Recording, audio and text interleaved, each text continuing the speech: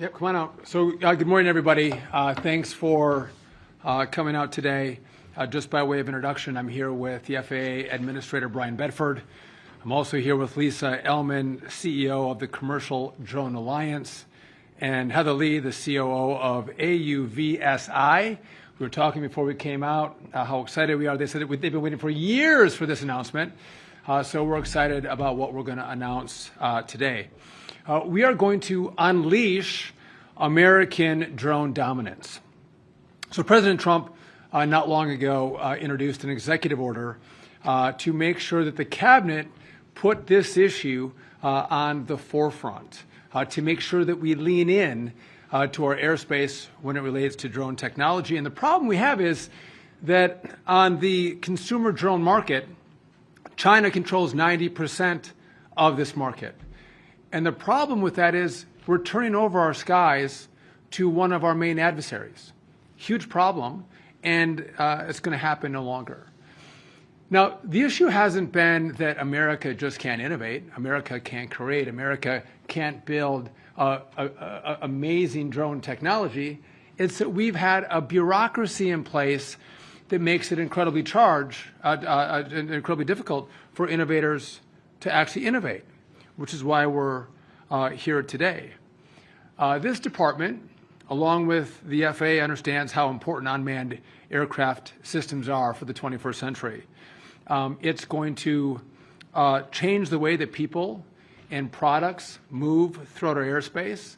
And again, so you may change the way you get your Amazon package. You may get a Starbucks cup of coffee from a drone. The way you get your products will fundamentally change.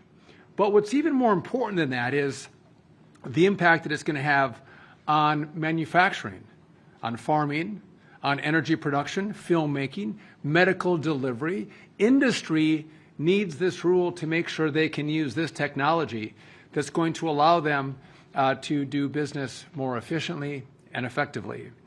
And I think it's only right that America lead, because we have led in aviation since the very beginning, from the Wright brothers to Chuck Yeager, Pan Am, TWA, the jet age, all American.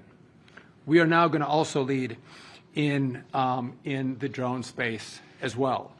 And so what we're here to announce today, and Administrator Bedford is going to go into some more details, but we are announcing a new rule to normalize beyond visual line of sight, or BVLOS as it's called. Operators in the past would have to get individual waivers to operate these drones. Very complicated. They were issued on a case-by-case basis.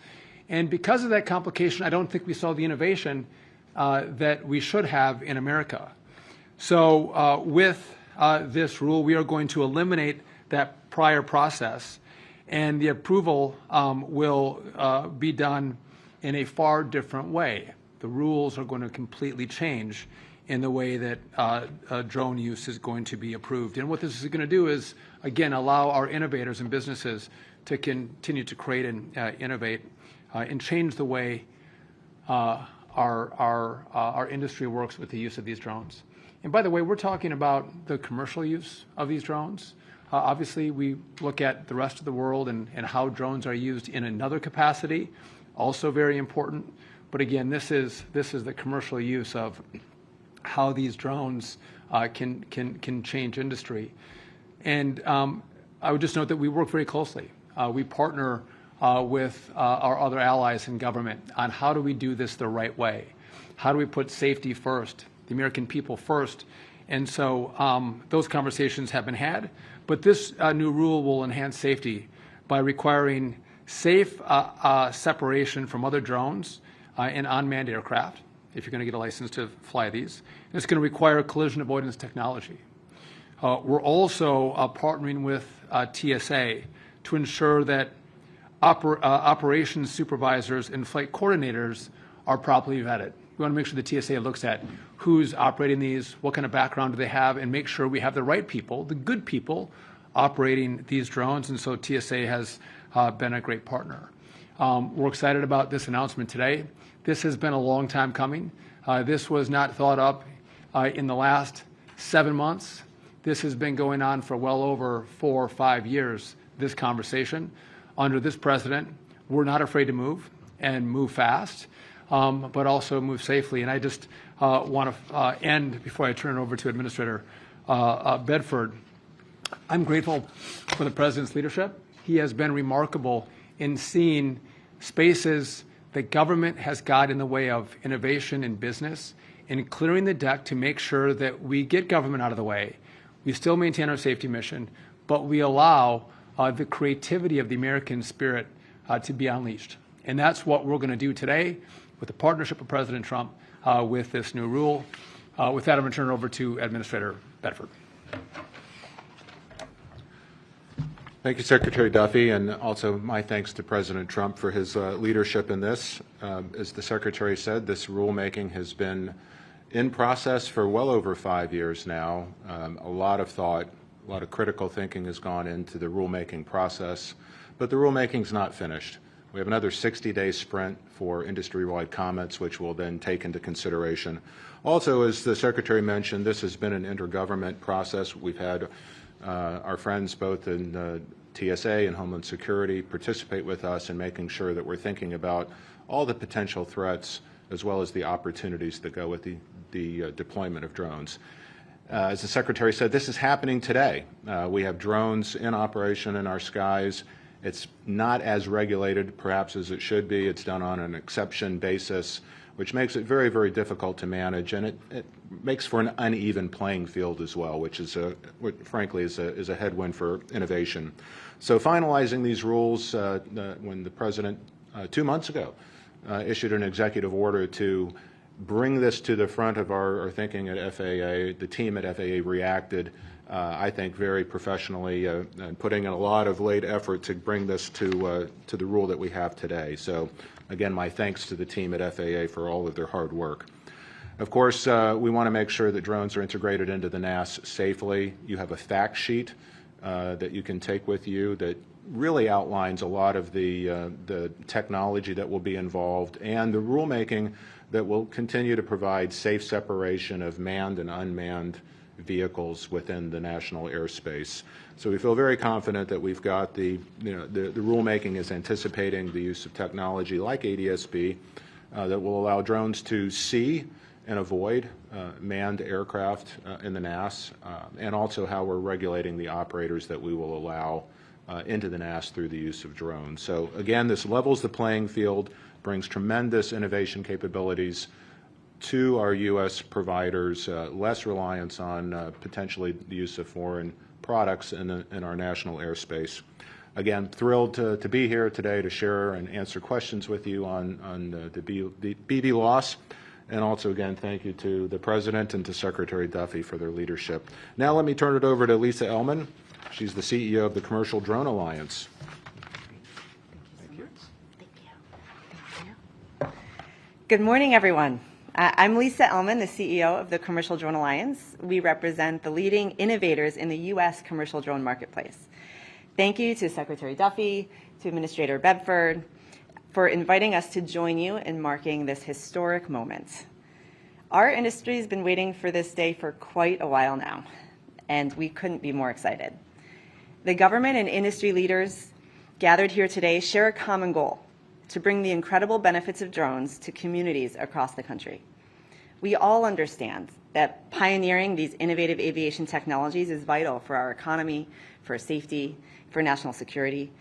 Drones have become critical tools for so many Americans. Farmers save time and money spraying crops. Line workers safely inspect infrastructure. Police departments respond to emergencies more quickly. And patients gain easier access to medicines, all with today's drone technology. This industry is creating jobs and spurring economic growth for this country. Yet while the technology has rapidly advanced over the last decade, our regulatory framework in the United States has failed to keep pace. Drone operators must navigate a labyrinth of ill-suited regulations designed for crewed aircraft, placing an artificial ceiling on innovation and hampering progress.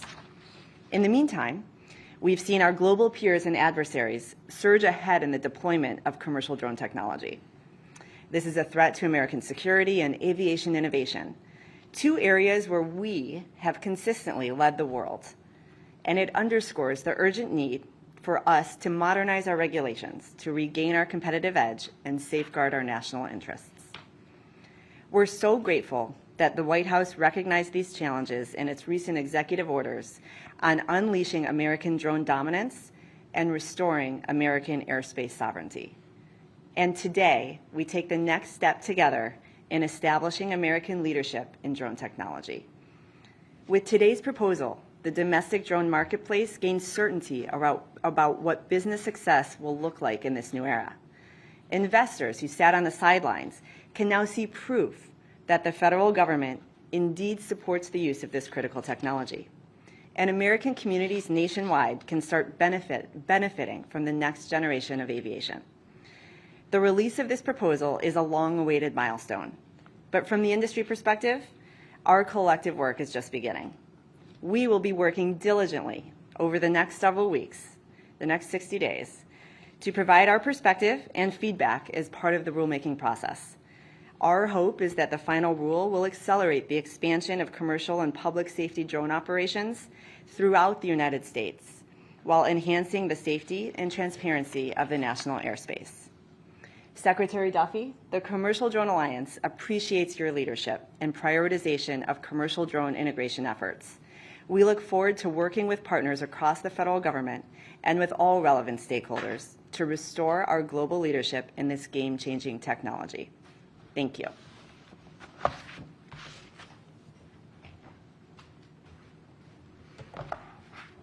Good morning.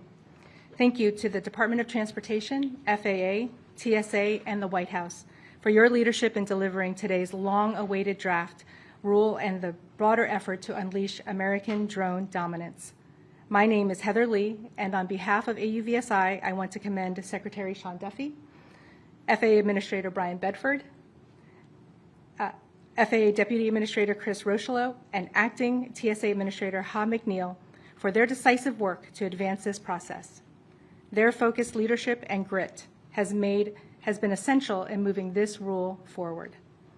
Our President and CEO, President Michael Robbins, regrettably couldn't be here today as he is currently serving our nation on Navy Reserve duty, but he joins me in applauding this major step forward for our industry and for American global leadership. This is a breathtaking moment. For too long, the United States has lacked a clear, scalable, regulatory path for advanced drone operations.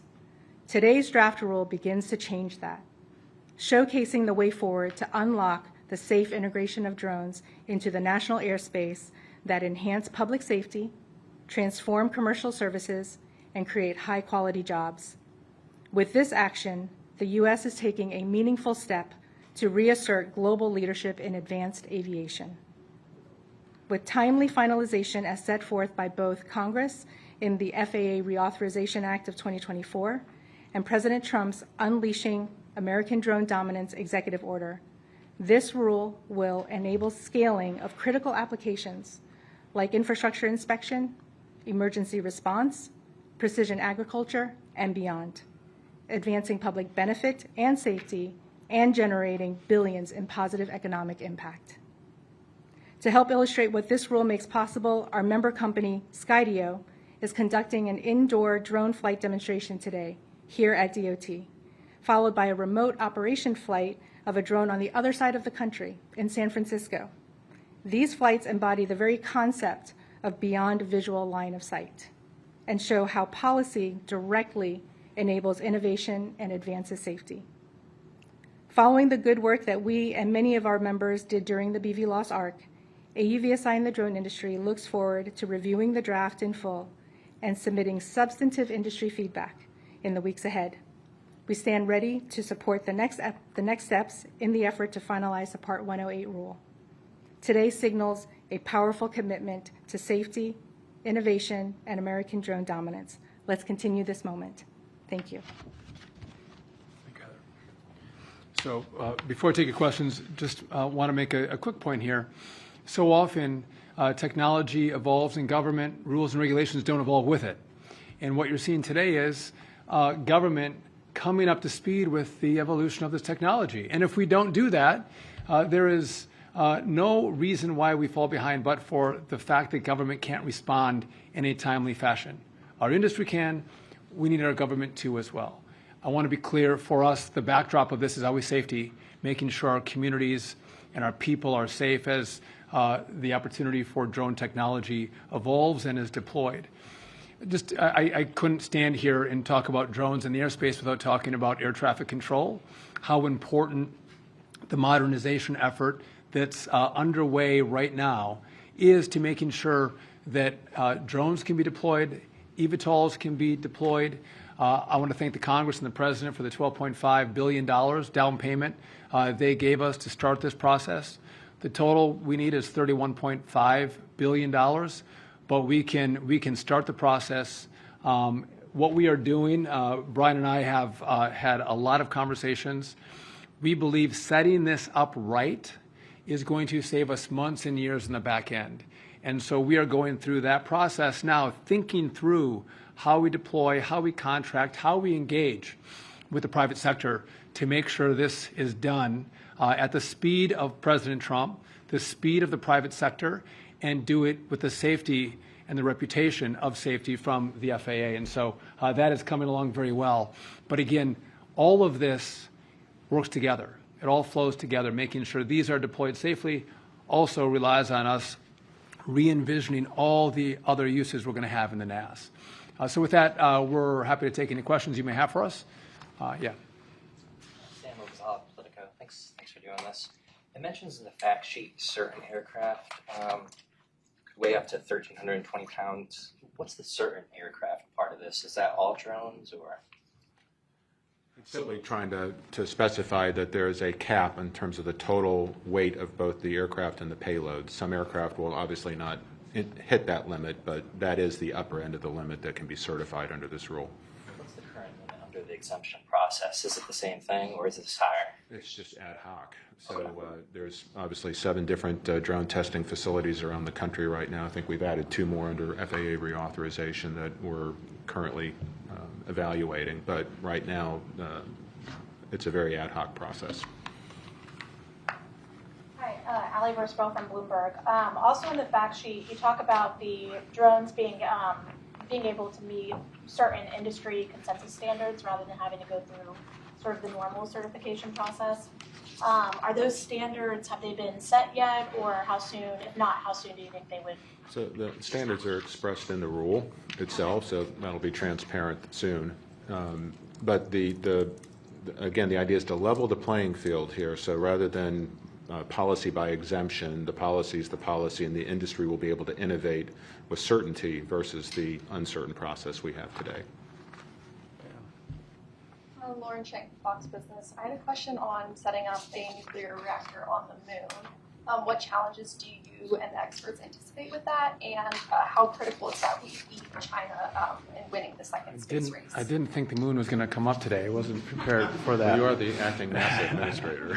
And it didn't come from Politico, so that's wonderful. Listen, so this is not a new concept. This has been discussed under Trump 1, under Biden. But we are in the race. We're in a race to the moon, in a race with China to the moon. And to have a base on the moon, we need energy. And some of the key locations on the moon, we're going to get solar power. But this fission technology is critically important. And so we've spent hundreds of millions of dollars studying, can we do it? We are now going to move beyond studying, and we have given direction to go, let's start to deploy our technology to move to actually make this a reality. And I think the stat we have is it's a 100 kilowatt output. That's the same amount of energy a 2,000 square foot home uses every 3.5 days. So we're not talking about massive technology. We're not launching this live. That's obviously, if you have any questions about that, no, we're not launching it live. But again, energy is important. And if we're going to be able to sustain life on the moon to then go to Mars, this technology is critically important. And I would just note that we're behind, right? If we're going to engage in the race to the moon and the race to Mars, we have to get our act together. We have to marshal all of our resources, all of our focus on going to the moon, which is what we're going to do. And again, there's a lot of things that NASA does. And a lot of people love a lot of the things that NASA does. But this is about space exploration. And this is about this next phase. A lot of people don't know even what Artemis is. Everyone knew what Apollo was. We all knew, the whole world knew what Apollo was. We were going to the moon. Artemis is we're going back. So in the first part of next year, we are going to send Artemis 2 out. Met the 4 astronauts. They're fantastic. We're going to go out around the moon and come back. Artemis 3, we are going to go back to the moon. We're going to land. The longest time we've spent in the past was 3 days. We're going to stay for 6 days. And then after that, we're able to start shipping our assets to the moon unmanned. And we'll have those assets there as our astronauts arrive and are able to build a base. But this is critically important. There's a certain part of the moon that everyone knows is the best. We have ice there. We have sunlight there. We want to get there first and claim that for America. And to do this is this part of the fission technology is critically important to sustain life, because solar won't do it, but it's just a lower amount of that fission technology that's going to allow human life to sustain. Do you have a follow-up? I had a separate question too. So as far as AI and airline pricing, do you have any concerns about Delta and other airlines using AI to set pricing? And have they explained to you at all exactly how they're using it? So do I have a concern broadly about AI pricing? Yes, I do. Let's sell prices on seats for what they should go for. But to try to individualize pricing on seats based on how much you make or don't make or who you are, I can guarantee you that we will investigate if anyone does that. Now, the question was about Delta. Delta has clarified that they are not going to do that. I'll take them at face value in their clarification. But we would engage very strongly if any company tries to use AI to individually price their seating. Secretary Duffy, it's Pete Montino with CNN. I want to ask you about what would you say to somebody who says the airspace is already so crowded? We've seen the midair over the Potomac River. We've seen near misses over and over again. There was a drone strike with a wildfire airplane in California during the wildfires last year. So what would you say to somebody who says that this only introduces more things into the airspace when the warning signs are already there? I would argue the drone strike, over the wildfires, reason we need this regulation. The fact is, we've got a little bit of the Wild West out there right now. So regulating to a common standard, making sure the vehicles comply with our regulations, and then surveilling that is a much better place than where we're at today. Not to say the least of which is allowing people to innovate within a set of rules that we can comply with. So I think clearly the regulations that we're talking about will not only enhance the innovation, but it'll enhance safety. So I'm very comfortable with that. As it relates to the airspace, that's why we're modernizing. It's 3 pillars, right? It's getting the people right, getting our staffing where it needs to be. It's getting the technological equipment back, from being 50 and 60 years old, getting that to where it needs to be today, and then designing the new NAS in a way that will allow the safe introduction of these new and emerging technologies and allow industry to continue to add capacity that clearly consumers want. It's what, 6-7% of GDP. So it's very critical that we get this right, and modernization is going to be the key to doing that. Let me ask just a quick follow-up, because I think a lot of people see drones now in the headlines as tools of war in Ukraine with Russia. How critical is it for us to secure our own large infrastructure, big outdoor events from drones? I know the FAA has been doing a lot of testing, so how critical is it to secure big events? So, as the rule will allow, there will be no ability to fly drones over large sporting events or media events. So we will cordon off airspace, geotag airspace, so that maintains unrestricted use of the airspace that we're okay with, and restricted use where we don't want drones flying. So the regulation will deal with that as well. I will tell you that the drones are happening, and we do have partners in Homeland Security and TSA that are very well aware that bad actors could use drones in a bad way. And so I can assure you that government's focused on making sure that we get the technology right and we get the security right. So they go hand in glove. And Pete, you've done a good job reporting on the airspace, and we appreciate that. But if we stop our innovation because we don't evolve our rules, and we can do it smartly. We understand the equities, we understand the risks, and we work to mitigate those risks. But if we don't update these rules and we allow our adversaries to evolve this technology, it's very dangerous to deploy someone else's commercial technology into our airspace, and the data that could be gleaned from that is a national security threat. And so we want this to be American technology, American innovation, and we can, until we get our new air traffic control system deployed, which is going to make it easier to navigate all of the new uses of the airspace, we keep a keen eye on making sure that we can deploy drones and keep airplanes safe and keep them separated and make sure that, again, we allow the innovators to innovate. Because you go out 10 years, you can't innovate any longer, and you're going to deploy someone else's drone technology into the U.S., and that's a huge problem. Do you want to respond to the security question, just like to keep drones from being a tool of terror, because it just seems to come up more and more now? It does come up, and that's why we work with all of our partners in government. And there's two different components here, right? We have licensing, we have rules around commercial drone use. There's a whole other component, and we've seen how drones have been used as tools of war. And again, we can say airplanes have the same capabilities, right? And how do we navigate aircraft?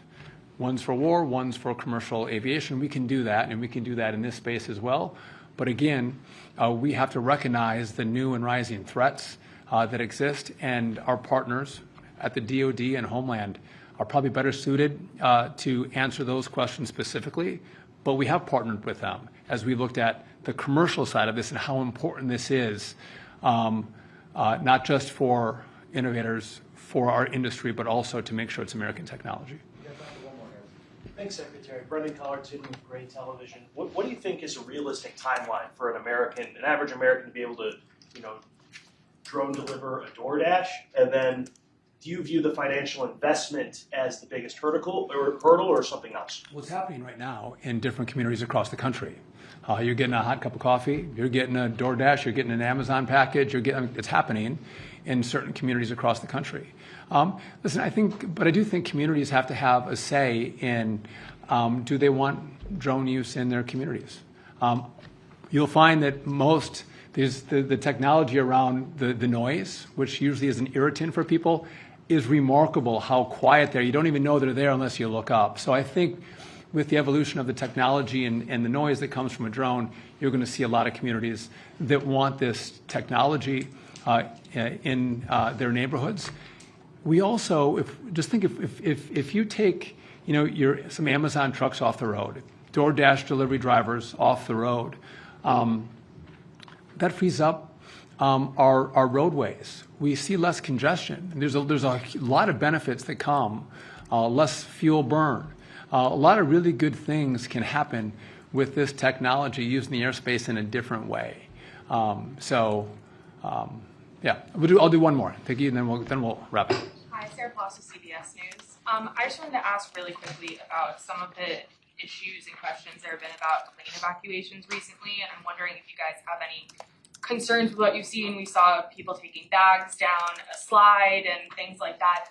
Do we still think that the 90-second evac standard is realistic, and what concerns might you guys have about that? Well, first, we're very happy that there were no injuries or any adverse outcomes for the break fire with the American Airlines aircraft. So I will say we were all disappointed that many of the passengers on board did not respond to the flight attendant's request to evacuate timely.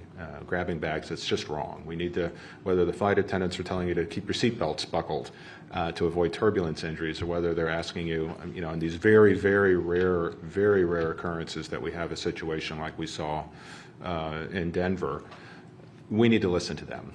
They are there for our safety. They're there for all passengers on board safety. We can't have somebody at the front of the line grabbing their overhead bags and keeping people in the back of the airplane from being able to safely evacuate. So we will be doing some education to make sure that it's clear that passengers on board not only have a obligation, but it's the right thing to do for everybody on board is to listen to the flight attendants and obey their instructions. If I'll double down on that. Again, everyone got off safely here, but I know Brian was incredibly disturbed, as was I, people grabbing their bags. In a different situation, in a different environment, grabbing your bag could cost someone their life. And so again, your belongings in your carry-on bag aren't worth it. Leave it, get off the plane, and make sure everyone behind you can get off as well. Critically important. But also, on the seatbelt front, again, maybe I'm a nerd. I don't think so. But as I get up to go to the bathroom, I keep my seatbelt buckle when I fly, because you never know what's going to happen. And by the way, they're comfortable. I don't even know what happened on. I think we just have to double down on safety rules on our aircraft and make sure people pay attention. And again, you never know what could come. And again, you're responsible for your safety, those flying with you, whether they're kids, but also everyone who might line up behind you. So again, leave your bags behind, keep your seatbelt buckled, and let's all fly safely. But the rules are in place for a reason. And again, I think we should all make sure that we follow them, because the consequence could be much different than the American airline will fire. So with that, listen, thank you all for coming out. We appreciate it. And we're still morning, so all have a good morning. Thank you.